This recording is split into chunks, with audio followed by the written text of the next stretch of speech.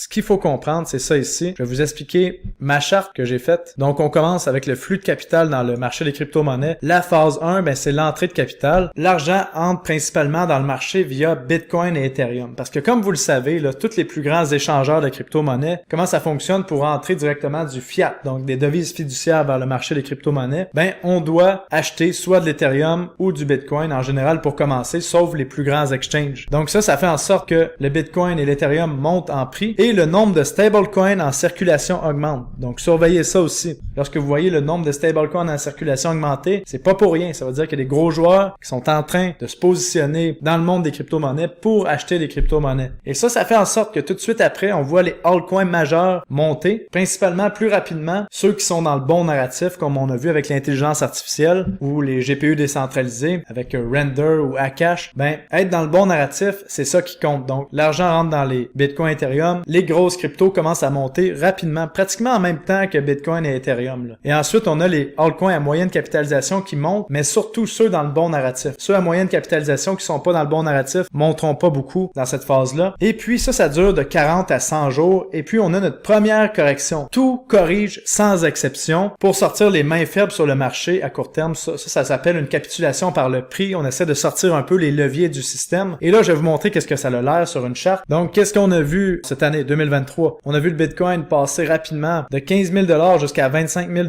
de janvier à fin février. Ensuite, on a eu, boum, une énorme correction ici. Et là, si on va voir les altcoins, qu'est-ce qui s'est passé? Allons voir un altcoins qui était dans le bon narratif. On voit ici Render, qui a commencé à monter, vous voyez, à partir du 10 janvier. Donc, décalé d'à peu près 2 semaines. On est monté jusqu'à la mi-février. On a monté de 361%, alors que le Bitcoin a monté d'à peu près 60%. Et là, on a eu notre première correction que vous voyez ici. On a descendu de 53% en l'espace de quelques semaines. Et là, si on retourne sur le Bitcoin, qu'est-ce qui s'est passé de ce côté-là? On va zoomer un peu. Qu'est-ce qu'on a vu? Ben, le Bitcoin a corrigé d'à peu près 20%. Et ensuite, on a eu une deuxième poussée haussière. Où est-ce qu'on a vu le Bitcoin monter de 60%. Et là, qu'est-ce qui s'est passé sur un altcoin dans la bonne catégorie, comme on voit ici avec Render? Ben, Render, lui, il a décidé, une fois que c'était terminé la première correction, ben, de monter de 200% en plus. Donc là, si on revient sur notre cycle, on a eu notre première correction. Et là, on a la phase 2 où est-ce que tout le monde fait de l'argent parce que là, les cryptos du bon narratif comme Render explosent pour une deuxième jambe haussière. Les cryptos à faible capitalisation commencent à monter et c'est à la phase 2 où est-ce qu'il faut prendre le plus de profit. Les gens commencent à être euphoriques, il y a des nouveaux qui commencent à arriver sur le marché et c'est là que ça commence à être un moment exceptionnel pour prendre des profits. Donc tout ça, ça se fait généralement dans 100 jours. Donc vous avez à peu près 3 mois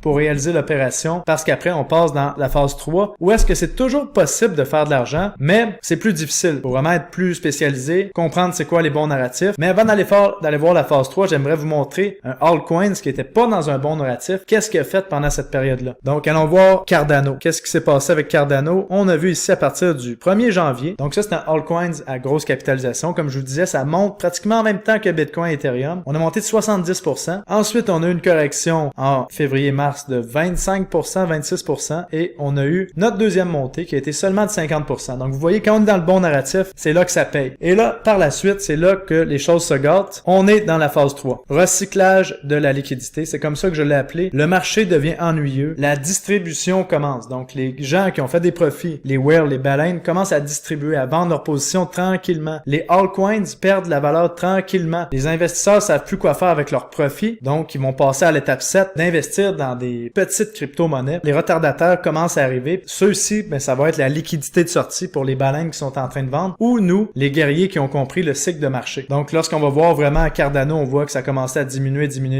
Et puis, boum, on a corrigé fortement. Puis ça, vous allez voir, c'est la phase 4. Et si on prend une crypto-monnaie comme Render, on a notre phase de distribution ici. Vous voyez, on a monté, on distribue tranquillement, et puis ça s'accélère, qui est le point 7 de la phase 3, je veux dire, les meme coins montent et les cryptos sans fondamentaux poussés par des gros influenceurs commencent à monter ici et là, boum, ça explose de partout parce que la liquidité se recycle vers les crypto-monnaies. crypto-monnaies avec peu de liquidité. Et c'est là qu'on voit les crypto-monnaies comme PP, comme vous voyez, qui a commencé à exploser du début avril jusqu'à mai 2023. Là, donc ça faisait 5 mois qu'on était dans notre marché aussi. Donc ça, c'est une crypto-monnaie qui est un meme coin, qui n'a pas vraiment d'utilité à part d'essayer de faire de l'argent dessus. Donc ça, c'est le point numéro 7. Et puis, on a le retour à la liquidité. Le point 8, le marché commence à descendre tranquillement. Les traders s'impatientent, prennent des leviers de plus en plus gros parce que les traders sont pas capables de tolérer des marchés de côté après avoir vécu un cycle aussi excitant que qu'est-ce qu'on a vu en phase 1 et en phase 2. Et là, ça commence à être dangereux parce que qui dit levier dit liquidation. Donc 9, le marché corrige fortement. La plupart des altcoins corrigent de 60 à 80% de leur montée initiale. Les altcoins les plus forts font des bas plus hauts que les précédents, sauf en tendance baissière, bien sûr. Là, tout fait des bas plus bas que les précédents. Donc on va aller voir les altcoins les plus forts. Donc si on revient sur Render, on voit que Render a fait un bas ici autour des 39 centimes en janvier, a fait un bas autour des 94 centimes au mois de mars. Et là, on fait un bas encore plus haut, vous voyez, autour de 1,30. Donc ça, c'est un altcoin qui est fort, qui se transige très bien, alors que les altcoins qui étaient pas dans le bon narratif, si on revient avec notre exemple de Cardano, ben Cardano, c'est pas compliqué. On a fait un bas autour des 24 centimes. On a eu notre première correction autour des 30 centimes. Et là, on vient faire un bas qui est l'équivalent du bas de janvier. Donc ça, c'est un altcoin qui était pas dans le bon narratif. Et c'est ça qui se passe avec ces altcoins-là pour la plupart. Sauf lorsqu'on va arriver vraiment dans un moment où est-ce que la liquidité va se mettre à entrer dans le marché des crypto-monnaies de façon soutenue. Là, on risque de voir des hauts plus hauts. Mais encore une fois, les crypto-monnaies dans le bon narratif vont monter plus que les autres. Et pour terminer, on a le numéro 10, période de consolidation de quelques semaines à quelques mois. Où est-ce que là, ça peut être long, ça peut être plate, mais c'est le temps d'accumuler. C'est vraiment le temps d'accumuler. C'est ça qu'on est. Actuellement, on est dans le point numéro 10. Et qu'est-ce qui va arriver? Ben, on va répéter, comme vous voyez ici, l'image de cercle pour répéter, la phase 1 jusqu'à la phase 4. Et possiblement qu'on va vivre 2 cycles comme ça encore avant le sommet du marché des crypto-monnaies. Donc, potentiellement, on pourrait avoir un cycle pour 2024 qui ressemble à ça jusqu'à la fin de l'année 2025. Et ensuite, on aurait notre grosse correction. Donc, terminons la vidéo avec une autre charte incroyable que j'ai découvert grâce à la chaîne de Alessio Rastani, là, que je vous recommande d'écouter si vous aimez bien le trading. Vraiment intéressant. C'est la charte ici de Samuel Brenner qui a été faite en 1875, qui était un fermier qui a réussi à prévoir les cycles de marché, puis sa charte est encore d'actualité 150 ans plus tard. Donc, c'est vraiment impressionnant de comprendre ça. Et vous voyez, dans le haut du marché, on voit les années où est-ce qu'il y a eu une panique de marché, selon lui. Donc, si on regarde les dates, c'est quand même très juste. On a la ligne B ici, où est-ce que on a les années de bon temps, où est-ce qu'on a des hauts prix et que c'est le temps de vendre des actions ou des bitcoins ou peu importe l'actif dans lequel on est. Et là, vous voyez, en 2026, ce serait potentiellement un bon moment de vendre des actions et des crypto-monnaies selon cette charte-là. Et au point numéro C, c'est les années où est-ce que tout est dur, les prix sont bas, les valuations sont à leur meilleur. Et là, comme vous voyez ici, en 2023, selon la charte de Samuel Brenner, ça serait une excellente année pour acheter des stocks, des crypto-monnaies. Si on se fie à sa charte, franchement, c'est assez impressionnant qu'est-ce qu'il a réussi à prévoir. Je vais vous la mettre aussi dans le document que vous pourrez télécharger ci-bas et vous pourrez analyser la charte de Samuel Brenner qui, moi, m'a